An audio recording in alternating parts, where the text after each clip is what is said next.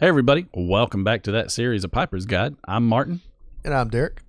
What's the topic? Well, I noticed you have a lot of mason jars, and I was just curious on what's the proper way to store a blend. That's a really good question, because one of the worst things you could do is after, for instance, I have a tin of GLP's Quiet Nights. This is considered a food grade seal versus a vacuum seal. Those are the two different types of tins. Okay. And with these being sealed, you can leave them this way for decades.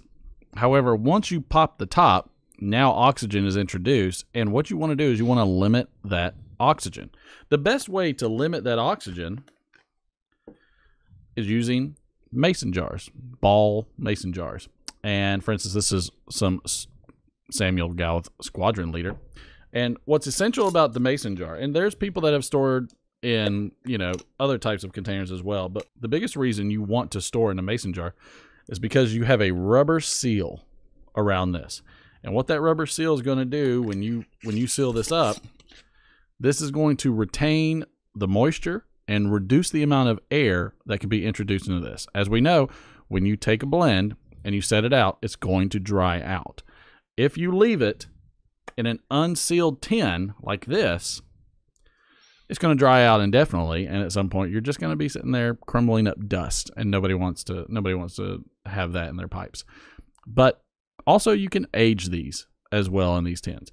Again, you can leave them in a sealed tin indefinitely, and what you'll actually see is from the gases of the fermentation process, because as the blend ferments, there will be a gas buildup, and you'll actually see these bow out. So they'll kind of start popping a little bit. They will. Okay. They'll start popping out and squeezing out slightly. And that's okay. All that's going to do is that's going to change the flavor profile and a couple other things. But the main thing is you're going to want to make sure you seal them in ball jars, in these mason jars, and that's going to retain and protect your tobacco almost indefinitely. The only thing you have to worry about is mold, and that's it. All right. So follow-up question: do you have to boil the jars like you do when you use them for food?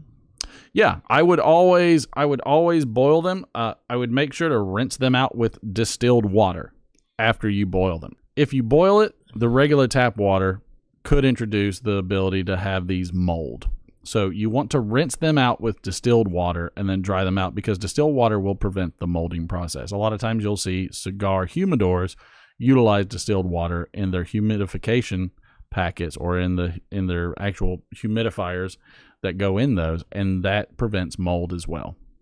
Okay, well, great. Hey, man, thanks for the answer. I appreciate it. Yeah, that was a great question. We appreciate it. If you have any questions for us, you can leave a comment below or tweet us at Over a Pipe with the hashtag AskOAP or AskOverAPipe, and we'd love to answer any of your questions that you have. We also go live every Friday at 9 p.m. Eastern, so we have a great time, a fun show. And make sure you like, share, and subscribe. We appreciate all those thumbs up. But until next time, I'm Martin. And I'm Derek. We'll see you later.